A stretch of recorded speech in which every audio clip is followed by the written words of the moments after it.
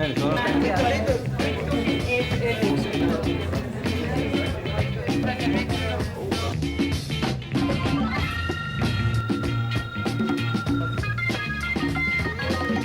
Bilmeyeyim oldum ama.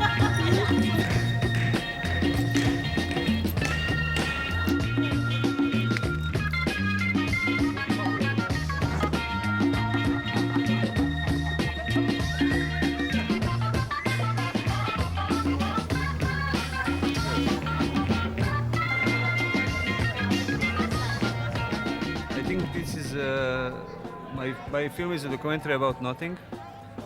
So it's great to screen it at 11 in the night. It's also good to screen it at 8 in the morning. It's good to screen it at noon, at 4. I think it's the premise of the film. It's an ongoing game. I mean, it's an invitation to play this game of loading more nothing, more thinking about nothing in your life. Reality is directing us, but there's no reason why we should not direct it back.